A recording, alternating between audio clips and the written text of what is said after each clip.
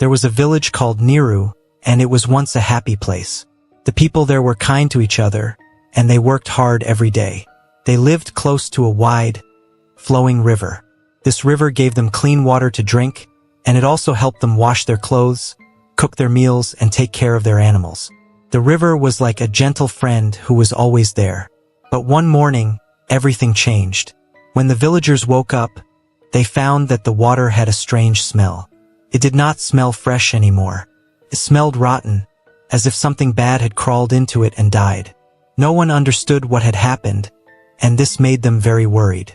The people of Niru gathered near the river to talk about the smell. Some were holding clay pots and bowls, trying to catch a bit of water to taste. Others pinched their noses and frowned. Ada, a woman who sold fruits in the market, knelt by the river and tried to wash a few oranges. But as soon as she dipped them into the water, she pulled them out and sniffed, then made a face. "This is no good," Ada said. "The smell is so strong it will make anyone sick." She looked around and spotted Obi, who was a quiet hunter with gentle eyes. "Obi," she called, "have you ever smelled something like this before?" Obi shook his head. He was a man who preferred action to words, but today he had no answer. He remembered how just a week ago, the water had been clear and sweet. He would drink it right from his cupped hands after returning from the forest. Now he could not even stand near it without feeling a twist in his stomach. "No, Ada," he said softly. "This is strange. I cannot explain it." The crowd grew larger. Ife, who made pots and plates out of clay, rushed over, holding a small pot in her hands. She dipped it in the water and pulled it up quickly, waving her hand in front of her nose. "I have never smelled anything so awful," Ife said, narrowing her eyes. "How will I sell my pots if people cannot trust the water they pour into them?" She looked angry and scared at the same time. Others joined her in complaining. A young girl tried to drink and spat it out, crying that it tasted bitter and foul. An old man named Ibe said, "Maybe there is a dead animal upstream," and a woman named No said, "Perhaps the spirits are angry with us." Many whispered in low voices, guessing at what could have made the river change. But none of these guesses made anyone feel better. After all, the river had been good to them for as long as they could remember. Why would it suddenly turn bad? Obi watched quietly as people argued. Some blamed the fishermen, saying they must have left rotten fish in the water. Others blamed the farmers for washing dirty tools in the river. Obi did not think these things were true. He remembered stories from the elders that the river was tied to the heart of the land. If the water was sick, maybe something worse was happening. He wished he could speak to the queen, Ava, who was supposed to protect the village. She had not come out to calm them, and he found that odd. By midday, most of the villagers were upset and tired. They stood in groups, waving their arms, shaking their heads, and trying hard to understand this problem. Ada approached Obi again, her arms crossed over her chest. "Obi, we must speak to the queen," she said. "We cannot just stand here." Ife joined them, resting her pot on her hip. "Yes," she said, "the queen must hear our worries. Maybe she can send someone to find out what is wrong with our water." Others agreed, and soon they walked towards the palace. The palace was not large or fancy, but it stood at the edge of the village, painted in bright colors. 2 guards stood at the gates, holding long wooden spears. They looked proud and strong. Ada stepped forward and said, "We need to speak to Queen Ava. Our water smells very bad. We must know what to do." The guards frowned and looked at each other. One of them said, "The queen is busy. She will see no one right now." Ife began to argue, "But this is important. The whole village is in trouble. We cannot wait. Please let us in." The guard shook his head again. "The queen told us not to let anyone pass today." Obi raised a hand to calm Ife. He saw something in the guard's eyes, a look of worry or fear. "Why will the queen not see us?" Obi asked in a gentle voice. The guards did not answer. They only closed the gate more firmly. This made the villagers more uneasy. Ada gave a small sigh and turned away. As they left, the wind carried the rotten smell of the river to their noses once again, as if to remind them that the problem was still there. Back in the village center, people tried to go on with their day. But washing clothes and preparing meals was hard when the water smelled so bad. A little boy cried because he was thirsty, but his mother dared not give him the dirty water. A farmer tried to water his small garden and noticed the leaves of his plants curling up as if in pain. Ada washed her fruits in a bit of old water she had saved from yesterday. Even that water had started to smell. Ife wiped her pots clean with a cloth instead of water, grumbling about how hard it was to keep things clean. As evening came, Obi stood near the river again, staring at the murky surface. The smell was heavier now, like a thick, rotten blanket hanging over the water. He closed his eyes and tried to remember the sound of the Queen's laugh from years ago, when she used to walk among them and ask about their troubles. He could not understand why she stayed hidden now that her people needed her. He opened his eyes when he heard voices near him. 2 elders stood at the edge of the river, talking in whispers. One elder, who had a long beard, said, "Do not say such things out loud. You know what happened the night Ozzy went missing." The other elder, who had gray hair, replied, "But the smell grows worse every day. The people will soon ask questions. They will not stop until they find the truth." Obi stiffened at the mention of Ozzy. Ozzy was a gentle maiden who had disappeared a few months ago. She was kind and sweet, and many in the village had liked her. No one knew where she had gone. People said maybe she left to find work in another place, but no one was sure. Now these elders were linking Ozzy's name to the smell in the river. Obi's heart beat faster. He wanted to ask them what they meant, but he was afraid to scare them away. He stayed very still, listening. The elder with the gray hair lowered his voice. "We must not bring Ozzy's name into this. If the Queen hears of it, we may be punished." The other elder sighed. "But if we do nothing, the water will only get worse. The village cannot live like this." Obi wanted to know more. He took a careful step forward, trying not to make a sound. But a stick snapped under his foot, and the elders turned, startled. They saw him at once. The one with the beard hissed, "Be careful, boy. You do not know what you are stepping into." Then they hurried away, their eyes wide with fear. Obi watched them go, confusion filling his mind. What secret were they hiding? And what did Ozzy have to do with it? Night fell and the village grew quiet. The homes were mostly dark, except for a few lamps shining through small windows. The sound of coughing drifted here and there, as some people were starting to feel sick from the foul smell. Obi returned to his small hut, but he could not rest. He paced around the room, thinking of Ozzy, the Queen, and the strange smell. He remembered the Queen's guards refusing to let them in, and he remembered how Ozzy's sweet smile had brightened the village before she vanished. Just then, Ada appeared at his doorway. She looked tired, her hair tied back in a loose scarf. "Obi," she said softly, "we must do something. We cannot wait for the Queen. The children are coughing. My fruits taste strange after I wash them. We are all worried." Obi sighed and rubbed his forehead. "I know, Ada. I tried to learn more, but no one will speak." Ada stepped inside, lowering her voice. "I heard some people say that the Queen knows what happened. I do not want to believe that, but why else would she hide?" Ife came soon after, slipping into the hut with a tense look on her face. "I tried to sell my pots, but everyone is worried about the water. No one wants to buy anything. They say they must save their coins for clean water from far away. This cannot go on. We must find the truth." Obi listened to both women. He trusted them. They were strong and cared about the village. "I think the elders know something," Obi said. "I heard them mention Ozzy. Remember Ozzy? She went missing without a word. Why would the smell in our river make them think of her?" Ada clasped her hands together. Ozzy was a kind girl. She would never leave without saying goodbye.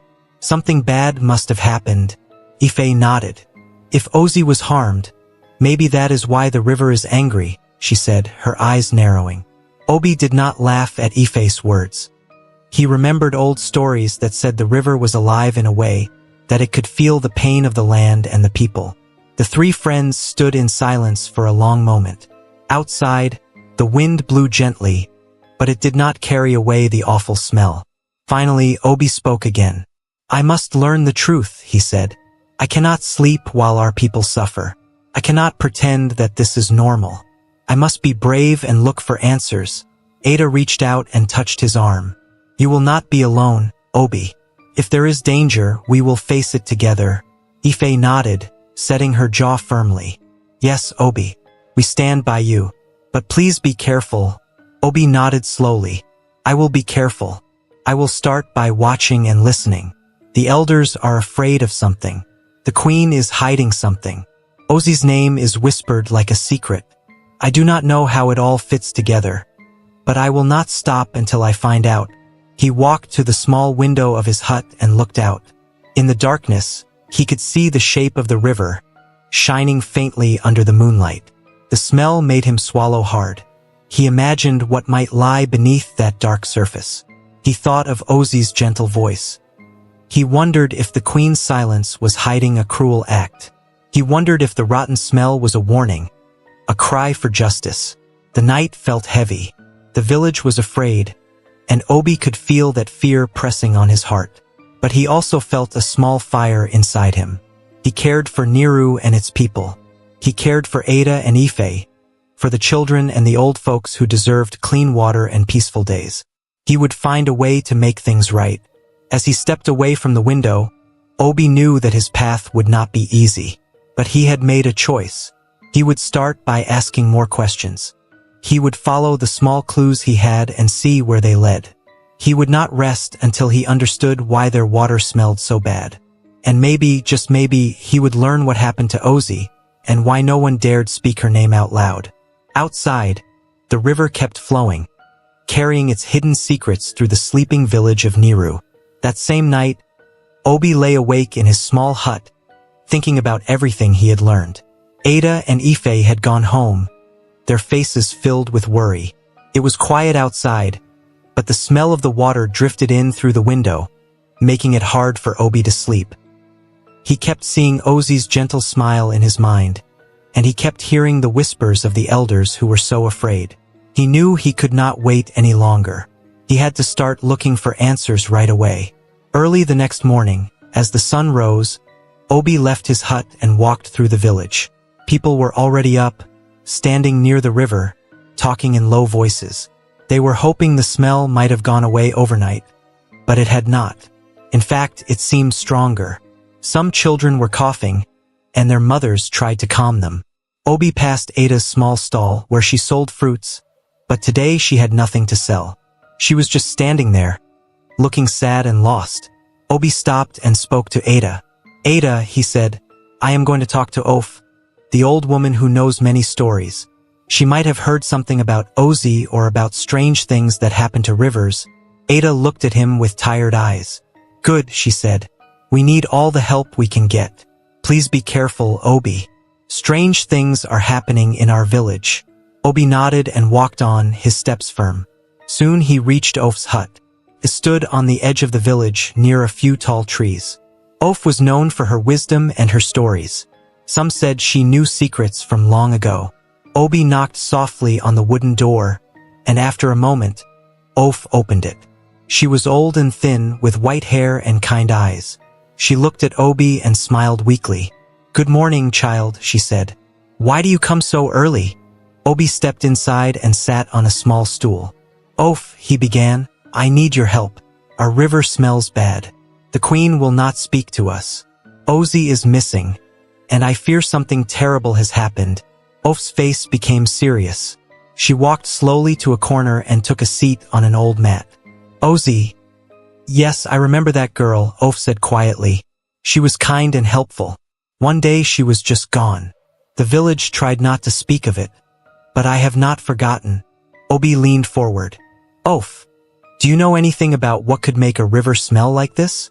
Could it have something to do with Ozzy? The elders seemed afraid to mention her name.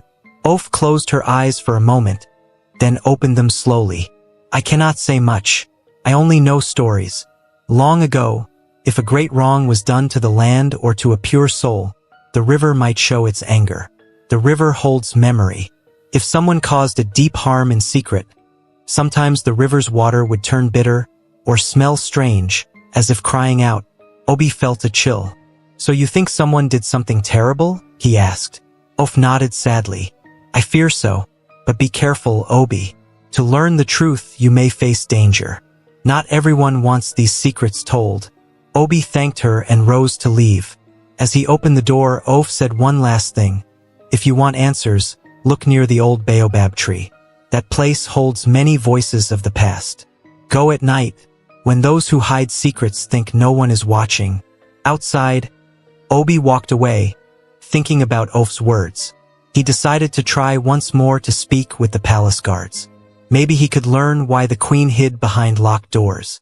He made his way through the village, passing Ife's place. She was cleaning her pots with a rag, looking angry and frustrated. When she saw Obi, she called out, "Obi, are you sure you want to do this alone? The queen's guards are not friendly." Obi walked over to her. "Ife, I must try," he said. "I spoke to Oph. She hinted that something bad happened that made the river angry. I will try to speak to the guards again." Ife put down her pot. "Then I will watch from a distance.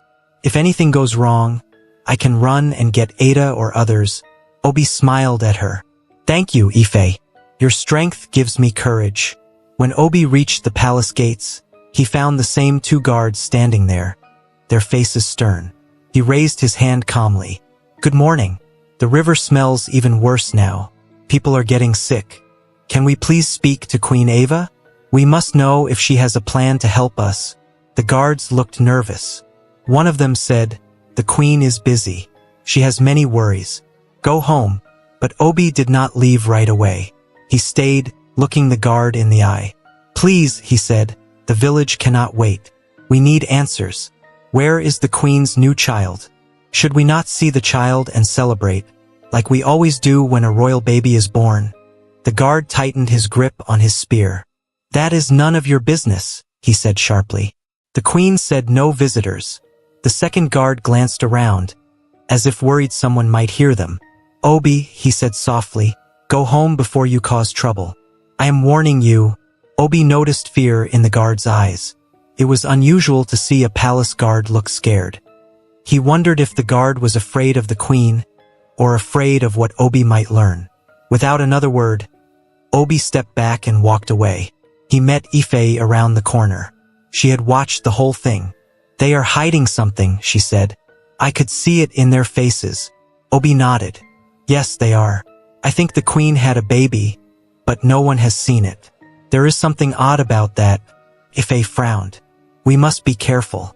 If the queen or her guards think we are too curious, they might harm us." Obi took a deep breath. "I know, but I must learn the truth. Tonight I will go to the old baobab tree." Oph said I might find clues there. Maybe I can find something that explains why Ozzy disappeared, or why the river smells so bad. That night, when the village had grown quiet and most people were asleep, Obi slipped out of his hut. The moon was high, lighting his path just enough. He moved softly past dark huts and silent paths until he reached the old part of the village. The baobab tree stood tall, its thick trunk and wide branches like a giant's arms. Obi had always thought this tree looked wise, as if it had watched many secrets come and go. As he drew closer, the smell of the river seemed to follow him.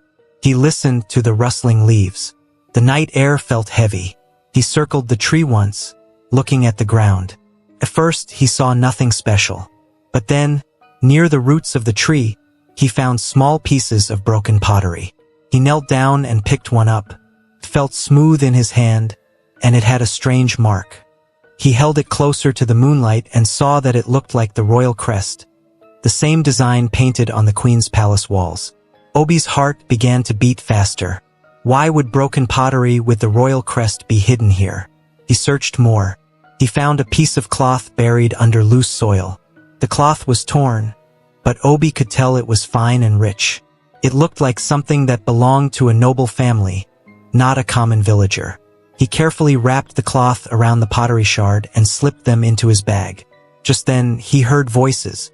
Obi pressed himself against the tree trunk, trying not to breathe too loudly. Two figures came near, holding a small lantern that cast a weak, flickering light. By their clothes, Obi guessed they were palace servants. They spoke in low, shaky voices. "I cannot sleep," the first servant whispered. "The queen grows more uneasy each day. She knows the people are angry. The river's smell is getting worse, and soon they will ask about Ozzy." The second servant looked around nervously. "Do not say Ozzy's name too loud," they warned. "If anyone hears us, we could be punished. Remember what happened under this very tree. The queen made us help with that dreadful act.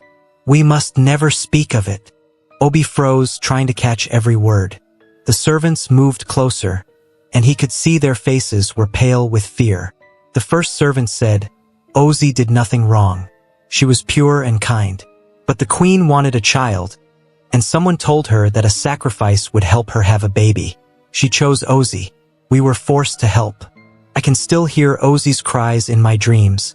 The second servant put a hand over their mouth as if to stop from sobbing. "Hush," they said. "The queen said this must stay secret. But now the river hates us. It smells like death. I fear the queen's child is cursed because of this evil act." Obi felt his stomach turn. He wanted to jump out and scream at them, to demand they fix this. But he knew that if he did, they might run or raise an alarm. He held his breath and listened. The first servant whispered, "What if someone finds out? The people are already upset. If they learn Ozzy was sacrificed to help the queen have a baby, they will never forgive her. The river will never be clean again until this secret is known. But if we tell, we will share Ozzy's fate." The second servant nodded, tears in their eyes. "We must remain silent, or else the queen's wrath will fall on us." They turned and slowly walked away, their lantern bobbing in the darkness until they were gone. Obi waited a long time before he dared to move. His hands shook. He pressed his back against the baobab tree, thinking about Ozzy, about the queen, about the baby that was born from this terrible act. The pieces fit together in a way that made him sick. The queen must have sacrificed Ozzy to gain a child, and now the river was angry, filling the village with a foul smell. It was like the land was crying for justice. Quietly, Obi crept away, his heart heavy. He made his way back through the silent village, stepping carefully so he would not wake anyone. As he passed Ife's hut, he thought about telling her right now, but he decided to wait until morning. He needed time to calm himself. He would tell Ada and Ife everything, and together they would find a way to reveal this awful truth to the village. They needed proof, and Obi had the pottery shard and the cloth. He also had the words he had just heard from the servants. When he reached his hut, he lit a small lamp and placed the pottery shard and cloth on a low table. He looked at them, tears filling his eyes. Ozzy had been innocent. She had never deserved such a fate. The queen, who was supposed to protect them, had done a terrible thing in secret. Obi wondered what would happen when the villagers learned the truth. They would be angry and hurt. Some might want revenge. But hiding the truth would only make the water worse and the village weaker. Obi blew out the lamp and lay down on his mat, staring up at the dark ceiling. He did not sleep much that night. He kept hearing the servants' words over and over. He kept seeing Ozzy's face and imagining her last moments. He hated that he had to keep quiet for now, but he knew he must be careful. In the morning, he would speak to Ada and Ife. He would show them the evidence. They would figure out a plan together, a plan to free the village from this terrible secret. Outside, the moon sank lower, and the stars faded. The river flowed on, smelling foul and thick. But in Obi's heart, a small spark of courage burned. He might be scared, he might be sad, but he knew what he had to do. He would not let Ozzy's death be hidden anymore. He would not let the queen's act poison their home. He would fight for the truth, even if it meant putting himself in danger. And so the night passed, and the morning crept closer. Obi waited for the first light, ready to share what he had learned and begin the path to justice. When the first light of morning touched the rooftops of Niru, Obi was already awake. He had barely slept, and his eyes felt heavy. But he knew he had no time to waste. He picked up the pottery shard and the torn cloth he had found near the baobab tree, and he wrapped them in a small piece of cloth to keep them safe. He then stepped outside, breathing in the early air that still held a hint of the foul smell from the river. As Obi made his way through the village, he could see that everyone looked more worried than ever. A few children sat on the ground, weak and coughing. Their mothers tried to hush them with kind words, but their eyes were full of fear. Obi passed a group of men arguing about how to find fresh water. Ada stood near her empty fruit stall, looking lost. Ife was kneeling in front of her pots, staring at them as if she wished they could give her answers. Obi walked over and spoke softly. Ada, Faye, I need to speak with both of you. I must show you something. Ada turned her tired eyes on him. Ife stood up quickly, brushing the dust off her knees. What is it, Obi? Ife asked. Did you learn something new last night? Obi nodded and said, Not here. Let's go inside my hut. We need to talk in private. The three of them stepped into Obi's small hut. It was dim and quiet inside. Obi placed a small wooden stool for Ada and Ife to sit on, while he sat on the ground. He carefully unwrapped the pottery shard and the cloth, showing them what he had found under the baobab tree. Ada leaned forward, squinting at them. Ife raised a hand to her mouth, her eyes wide. Obi, Ada said in a shaky voice, these look like something from the palace. Ife nodded. Yes, I recognize the pattern. This must be the queen's crest. Why was it buried under that tree? Obi took a deep breath. I waited near the baobab tree last night. 2 palace servants came by. They talked about Ozzy, and they said something terrible. His voice cracked a little as he remembered the servants' words. He told Ada and Ife everything he had heard. The queen wanting a child, the secret sacrifice of Ozzy, and the fear the servants felt. When he finished, both women looked pale. Ada pressed her lips together. Ozzy was such a gentle soul. She never harmed anyone. This is too cruel. Ife's hands balled into fists. I cannot believe our queen could do this. Forcing a girl to die just to have a baby? How could she? Obi frowned. This is why the river smells so bad. It is like the land itself is crying out because of this evil act. The queen's silence, the hidden child. It all makes sense now. They sat quietly for a moment, each lost in their own thoughts. Outside, people's voices rose and fell, but inside the hut, it felt like a storm was building in their hearts. Ada looked at Obi. We must tell the others, she said firmly. We cannot let the queen's secret remain hidden. Ife nodded. Yes, we have proof now. We have words and these items that do not belong under a baobab tree. But how do we tell the others? The queen still has guards, and they will not let us spread this story easily. Obi rubbed the back of his neck. I think we should speak with the elders, he said. They are respected. If the elders believe us, then the people will listen. But before we do that, we must be careful. The queen might try to stop us if she learns we know her secret. Ada frowned. The elders will need strong proof. They will need to hear something from inside the palace, not just from us. We must find someone else who knows the truth and will confirm it. The people trust the elders, but the elders trust proof. Ife stood up, her eyes shining with anger. Then we must go back to the guards or maybe find a servant who will talk to us. We have to make them speak. Obi stood as well. We must try, but we cannot let them know we have these items. He wrapped the shard and cloth again and placed them in a safe corner of his hut. I will try to get the guards to talk or find someone inside the palace who can confirm Ozzy's story.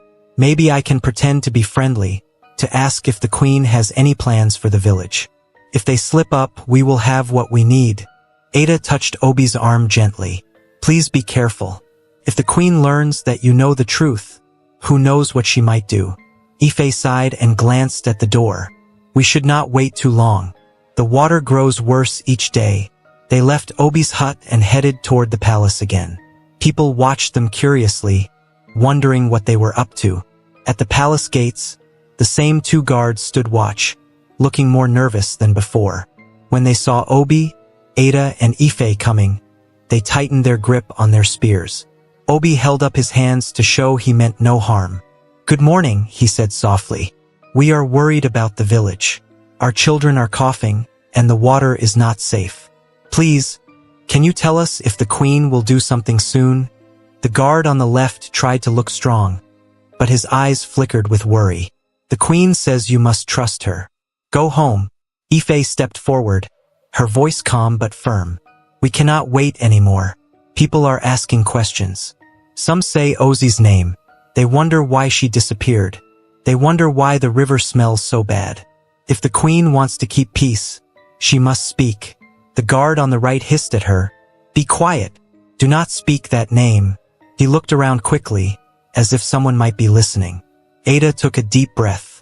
Why not? She asked. What is so dangerous about Ozzy's name? She was a villager like the rest of us. A good girl who vanished without a word. The guards trembled, and one of them lowered his voice. You do not know what you are saying. It is best to forget about Ozzy. Asking questions can bring punishment. The queen has warned us not to talk about such things. Obi narrowed his eyes. Punishment for what? For caring about our people? For wanting clean water? His words were soft, but they hit the guards like stones. The guards looked at each other, unsure what to say next. Just then, a soft whistle came from behind a nearby hut. Ada noticed it and nudged Obi and Ife. They slowly backed away from the palace gate. The guards watched them go, looking relieved to see them leave. They followed the sound of the whistle and found a hooded figure hiding behind a stack of firewood. Who are you? Ife asked, her voice low. The figure pulled back the hood. It was a palace servant, thin and scared, eyes darting left and right.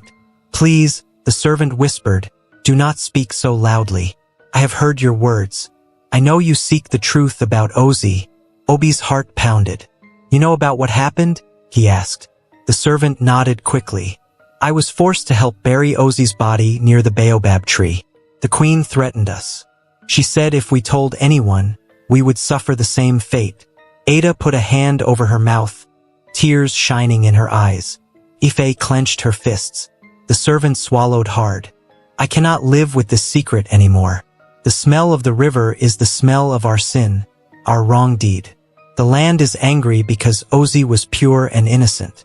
The queen thought Ozzy's death would bring her a child and make the child special. But that child is cursed, and now we all pay the price. Obi reached out and touched the servant's arm gently.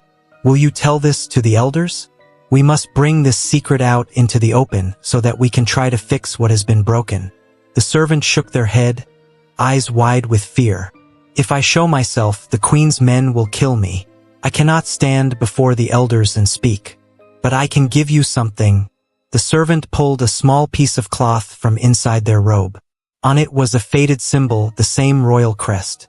This is from the cloth that covered Ozzy's face, the servant said, voice shaking. Take it. Show it to the elders. They know Ozzy's patterns. She wove a special thread in her bracelets and cloths. The elders can confirm it once belonged to Ozzy. Tell them what I said. Tell them they must act. Obi took the cloth piece carefully. Thank you. Your courage may save our village, he said. The servant's eyes filled with tears. I hope so, they whispered. I cannot stay here longer. Do not look for me again. With that, the servant slipped away, disappearing behind huts and drying fish racks. Ada, Ife, and Obi stood together, breathing hard. Ada wiped her eyes. We have more proof now, she said. Ife nodded, her voice firm. We must go to the elders. We must tell them what we know. If they stand with us, we can show the whole village what happened. Obi held the cloth close to his chest. Yes, we must be careful, but we must not delay. The people are growing desperate. The queen cannot hide forever. They walked back into the main part of the village, planning their next steps. They would call the elders to a quiet meeting by the old meeting tree. They would tell them about Ozzy, about the queen's child, and about the sacrifice that made the river smell like death. They would show them the cloth and the pottery shard, and explain what the servant said. As they passed through the village, some neighbors asked, Do you have news? Is the queen going to help us? Ada forced a small smile. We are working on it. Soon we will gather everyone. Please be patient. Ife looked at the frightened faces of the villagers and felt anger burn inside her heart. She would fight for these people. That evening, back in Obi's hut, they prepared to speak to the elders. Obi placed the cloth and shard on a low wooden table. Ada and Ife sat beside him. They spoke softly, going over what they would say, making sure each word would count. They knew it would be dangerous to accuse the queen, but they also knew that hiding the truth would only bring more pain. As the sun set, turning the sky orange and purple, the three friends knew that tomorrow would be a hard day. They would face the elders, they would share the secret, and they would risk the queen's anger. But they had no choice. The river's foul smell was a cry for truth and justice. If they did nothing, Ozzy's death would remain a secret, and the village would suffer forever. They could not let that happen. Ozzy deserved better. The children deserved clean water and safe homes.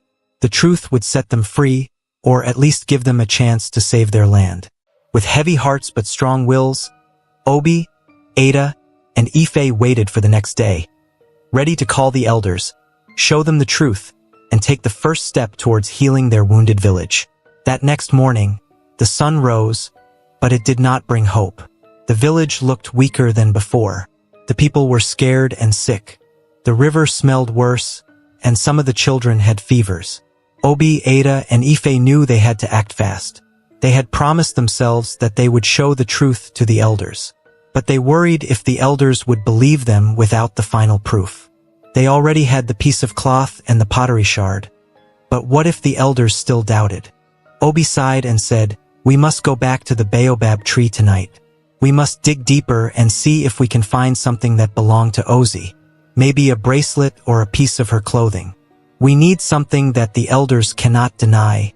Ada looked frightened at the idea. "Obi, what if the guards are watching? The queen might have warned them that we are looking for the truth." Ife folded her arms. "We have no choice. If the elders do not believe us, the people will never know what happened. And the river will never be clean again." So they waited all day for the sun to fall. They did not spread any rumors. They did not argue with anyone. They stayed quiet, gathering their courage. The smell of the river hung in the air, making everyone uneasy. Once night came, the three friends slipped out of their huts and met near the edge of the village. The moon was bright, but they kept to the shadows. Slowly, they walked towards the old baobab tree. When they reached the tree, they were careful not to make noise. Obi took out a small tool to dig into the soil around the roots. He whispered, "Stay close and watch for anyone coming." Ada and Ife nodded, standing guard as Obi worked. The earth felt loose as if someone had dug there before. Obi's heart pounded. He remembered what the servant had said. Ozzy's body had been buried here. After a short while, Obi's fingers touched something soft but dirty. He pulled it out gently. It looked like a simple cloth band, perhaps a bracelet. Ada gasped when she saw it. "That looks like one of Ozzy's bracelets. She used to weave them with a special thread." Ife bent closer and nodded. "Yes, I remember. Ozzy gave me one a long time ago. She said she always used 3 tiny green threads hidden inside." "Look," Ife said, pointing at a tiny green thread peeking out of the dirty cloth. Obi felt a lump in his throat. This was real proof that Ozzy's body had been placed here. He dug a little deeper and found a small piece of pottery with Ozzy's name scratched on the inside. It was faint, but there, Ozzy. Obi gently wrapped these items in a clean cloth he had brought, his hands shaking. He could almost feel Ozzy's voice begging them to show the truth to everyone. Just then, Ada froze. "I hear something," she whispered. Ife and Obi stopped moving, holding their breath. Footsteps. They sounded heavy, like boots on dry leaves. Guards were coming. They must have guessed that someone would return here. Obi grabbed Ada's hand. "Hide behind the tree," he whispered. Ife pressed herself close to the trunk, and Ada tried to steady her breathing. 2 guards appeared, their lantern casting strange shapes on the ground. One guard muttered, "I know they will come here. The queen warned us. If we catch them, we must not let them leave alive." Ada's heart raced. She wanted to scream, but she kept silent. Ife clenched her teeth, ready to fight if they had to. Obi knew they could not face the guards in a fight. They had to stay hidden. The guards circled the tree, their lantern light shining on the dirt. If they looked closely, they might notice the fresh digging. For a moment, it felt like the guards would find them. The lantern beam passed right over their hiding spot. But just then, a sound came from the distance. Maybe a villager moving around or an animal rustling in a bush. The guards turned their heads and stepped away to check the noise. Obi used that chance to whisper, "Now go!" They slipped away quietly, keeping low to the ground. Ife almost tripped, but Ada caught her arm. They made it past a small cluster of bushes and kept going until they were sure the guards could not see them. At last, they found themselves back on a safe path. They did not stop until they reached Obi's hut. Once inside, they locked the door and sat down, breathing hard. "That was close," Ife said, wiping sweat from her forehead. Ada nodded. "I thought they would catch us for sure." Obi unwrapped the cloth with Ozzy's bracelet and the pottery piece, looking at them with sad eyes. "But we have it. We have what we need. Now the elders must believe us. We will show them Ozzy's bracelet and the cloth with the queen's crest. We will tell them what the servant said. Then they will see we are not lying." Ada agreed. "Yes, this will make them listen." Ozzy was known to the elders. They remember how kind she was. They know her weaving patterns. Once we show them this, they will have to help us. Ife clenched her fist. "And after the elders believe us, we will show the whole village. The queen cannot hide anymore. She must answer for what she did." They decided they would gather the elders at dawn, when everyone was awake but before the queen could stop them. They would call the elders under the old meeting tree in the village center, where important talks were held. There, they would tell the truth. How the queen sacrificed Ozzy, how she did it to have a special child, and how the river's foul smell was caused by this evil act. They would show them the items they had found and let the elders see the truth with their own eyes. Obi looked at Ada and Ife, his voice steady. "Tomorrow will be hard. The queen may try to deny everything. Her guards might try to scare us. But we must stand strong. We owe it to Ozzy and we owe it to the village. If we do nothing, the river will never be clean again." Ada took a deep breath. "I am ready. I will speak honestly, and I will not back down." Ife nodded firmly. "I will not be afraid. The people must know. Even if the queen tries to blame us, the truth will protect us." They tried to rest a little, though sleep did not come easily. The night passed slowly, with the smell of the river drifting in through the window, reminding them of the burden they carried. Each of them thought about Ozzy. They imagined her laughing and smiling, helping others, living a life cut short by the queen's greed. This gave them strength. They knew they were doing the right thing. As the first light of dawn touched the village roofs, Obi, Ada, and Ife stood up. They looked at each other with determined eyes. "It's time," Obi said.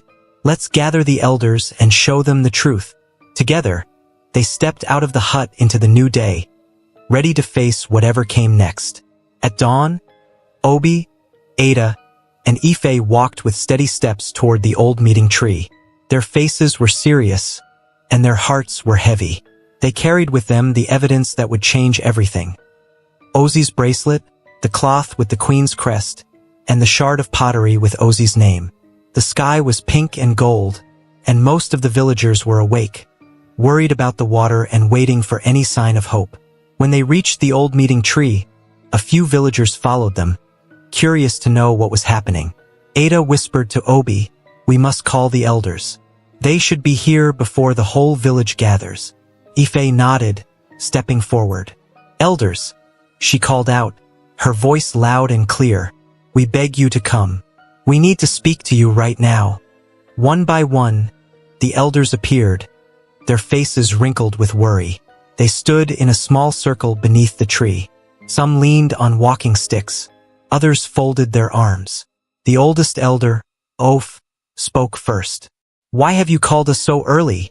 she asked, looking closely at Obi, Ada, and Ife. "The village is troubled. The water still smells bad. You must have good reason to bring us here." Obi stepped forward, holding Ozzy's bracelet carefully in his hands. "Elders," he said, his voice shaking a bit, "we have found out why the water smells bad. We know the truth. and we must share it with you." The elders leaned closer. The villagers who had gathered looked at each other with confused eyes. Ada held up the cloth with the queen's crest. "This cloth was found near the baobab tree, where Ozzy's body was buried," she said. A gasp rose from the crowd. Oaf's eyes narrowed. "Ozzy? Buried near the baobab tree? What are you saying?" Ife stepped in, her voice firm. "The queen sacrificed Ozzy to have a child. After Ozzy was taken, the queen gave birth to a baby. But this evil act made the river turn foul." The elders looked at one another in shock. Some shook their heads, as if they could not believe what they were hearing. Others whispered Ozzy's name sadly. Oaf held out her hand. "Show me the bracelet. Show me what you have found." Obi placed Ozzy's bracelet in Oaf's hand. Oaf studied it closely, her old fingers touching the tiny green threads. "This is indeed Ozzy's work," Oaf said softly. "She wove these bracelets in a special way. There is no doubt that this belonged to Ozzy." A low murmur spread through the villagers. They remembered Ozzy's kindness, her laughter, and her gentle help. The thought that she was gone forever and buried in secret made them angry and sad.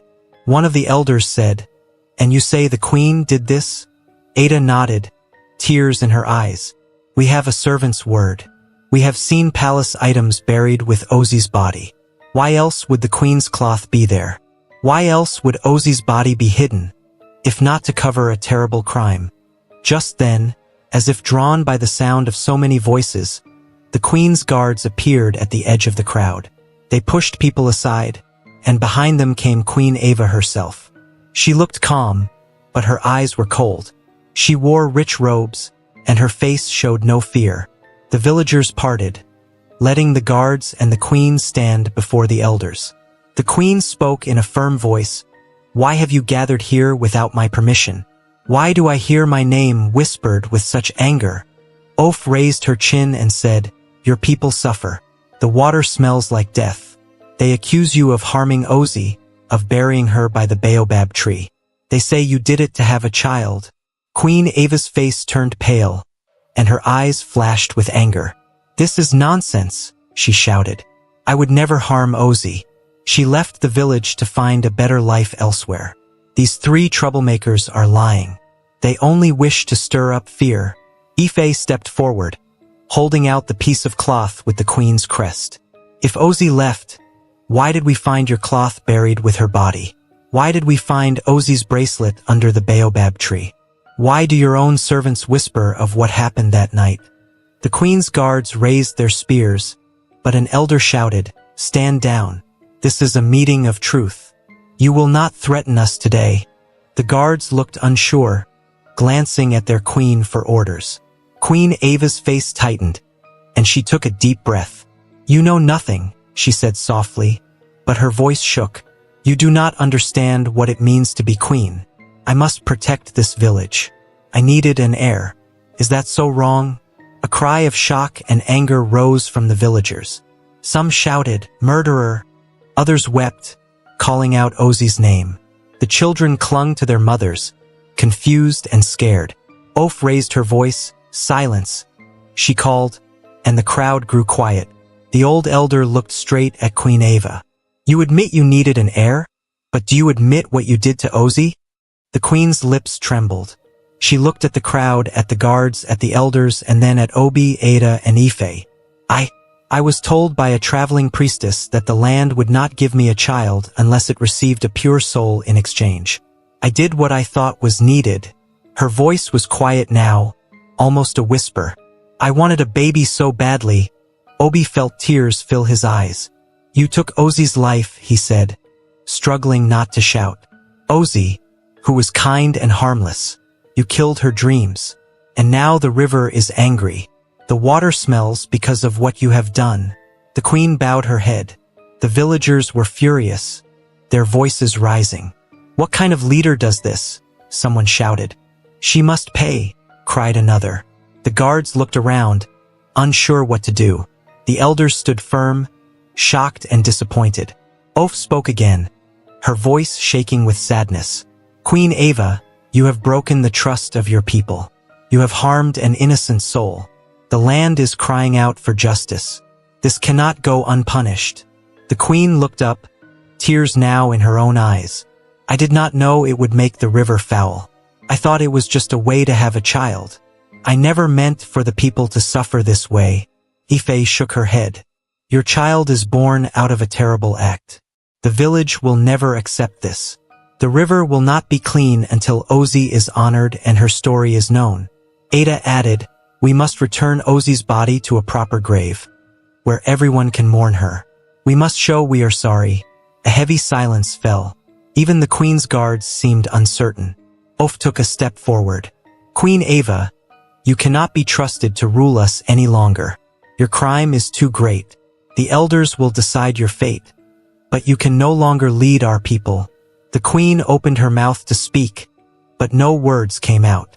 She looked around, searching for mercy, but found only angry and hurt faces. The villagers knew now why their water smelled like death. They would not forget Ozi's name again. Obi, Ada, and Ife stood side by side, holding the items that proved the queen's guilt. They felt a mix of sadness and relief. The truth was finally known. They had done what they set out to do, even though it hurt their hearts to know how far the queen had fallen. The crowd pressed in closer, demanding answers, demanding justice. Oph raised her hand once more, calling for calm. The queen stood trembling, as if the ground might swallow her up. The time for lies was over.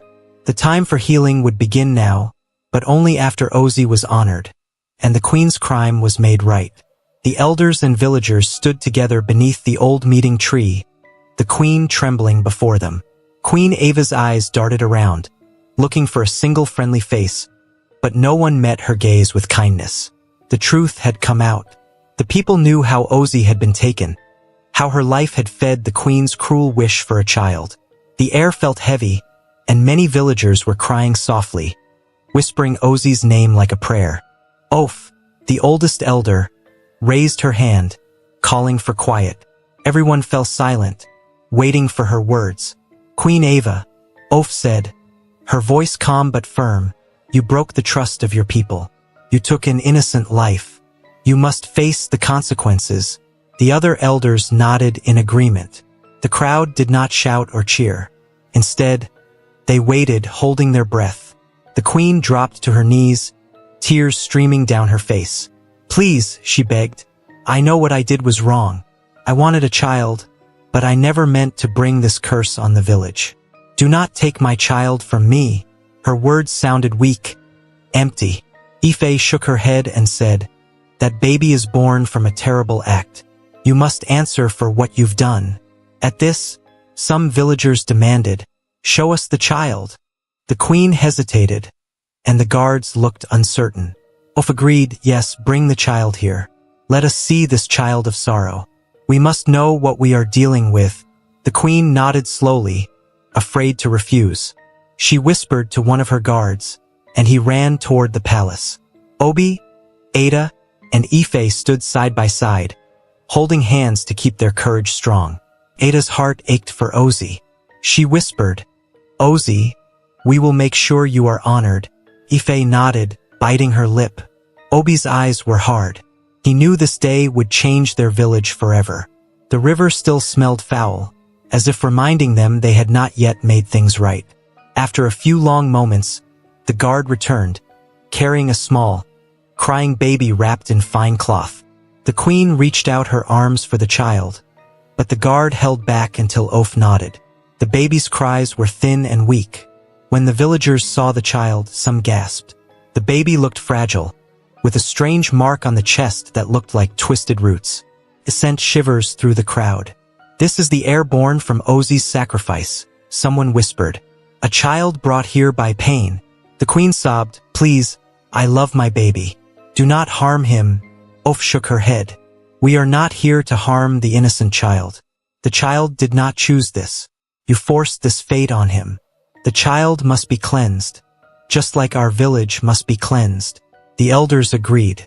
The child might be cursed, but he was blameless in all this. Obi stepped forward. We must bury Ozi properly, he said, his voice strong. We must show respect to her. The river will not be clean until we do what is right. The villagers nodded, tears on their cheeks, remembering Ozzy's gentle ways. Ada added, we must also remove Queen Ava from power. She cannot lead after such a crime. The queen lowered her head, knowing she had lost.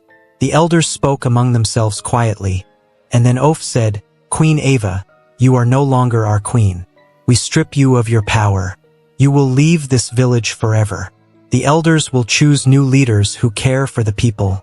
The villagers murmured in agreement. The queen opened her mouth to protest, but no words came out. She knew it was useless. The guards looked uncertain, but they did not raise their spears. They had also seen the truth and felt the shame.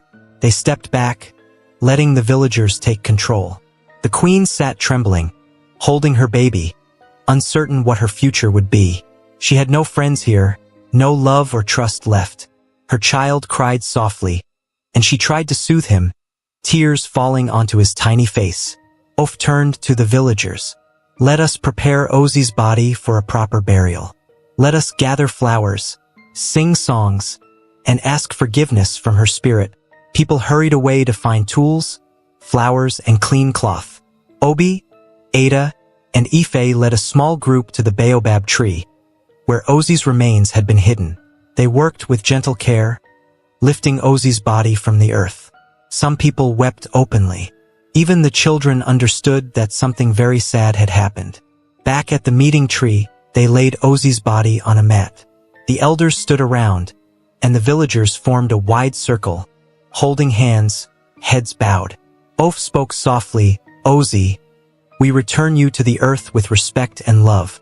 We are sorry that you suffered. We promise that your name will live in our hearts. We will never forget your kindness. Ada placed flowers around Ozzy's body, whispering a quiet goodbye. Ife took the pottery shard with Ozzy's name and set it by her side. Obi knelt, tears in his eyes. Ozzy, he said, we failed to protect you then, but we will not fail to honor you now. Rest in peace. The villagers began to sing a gentle song, a melody that rose and fell like a soft breeze. It was a song of healing and hope. As they sang, a strange feeling spread through the crowd. The air felt lighter.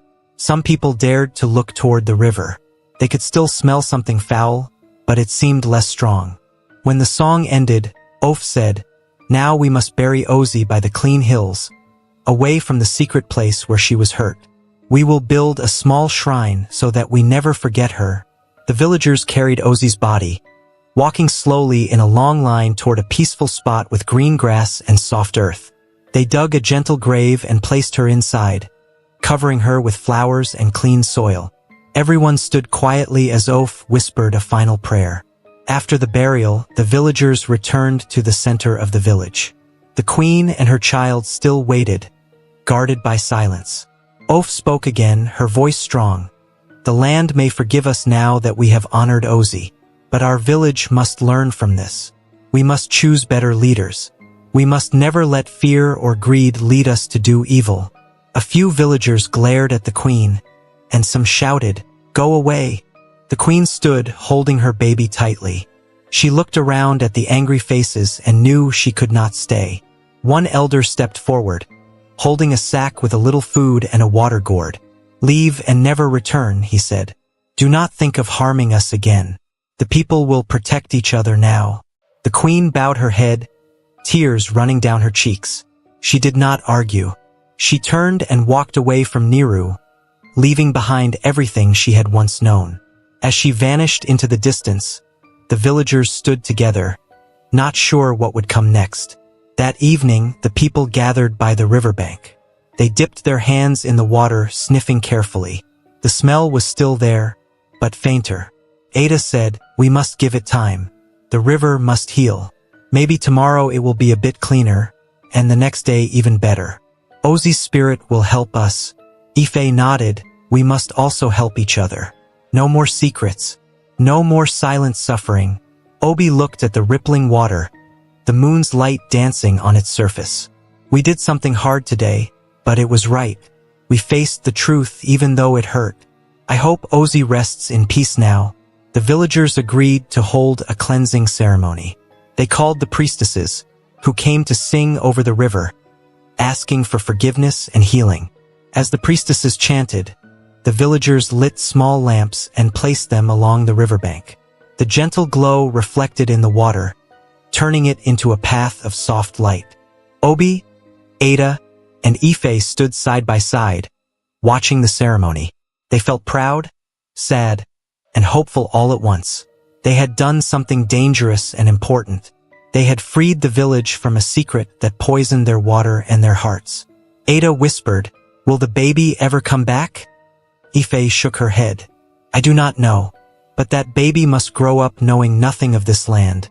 Or one day he may return seeking answers." Obi frowned, thinking about that child and the strange mark on his chest.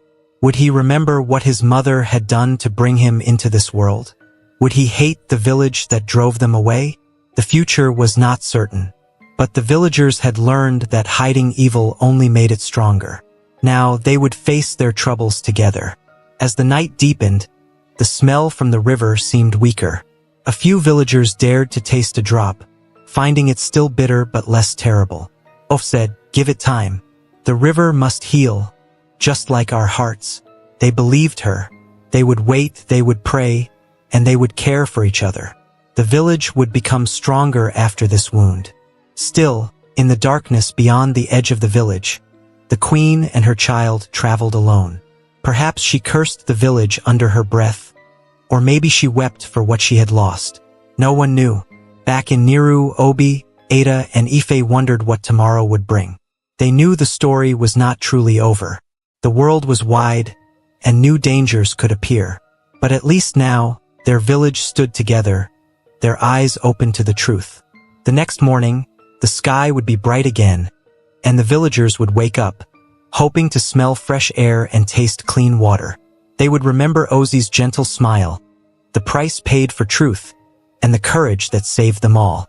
Yet as they drifted to sleep that night, each one wondered, what if the queen returned one day, or what if her child came seeking what was taken from him? No one could say, but they would be ready. They had learned to face the dark secrets that poisoned their lives. Now, with Ozzy honored and the queen gone, they watched the soft glow of their lamps by the river and waited for morning light, unsure of what the future would bring, but certain they would face it together. Thanks for watching. If you enjoyed this story, please leave a like and subscribe. Here is another interesting story to watch. Click to watch now.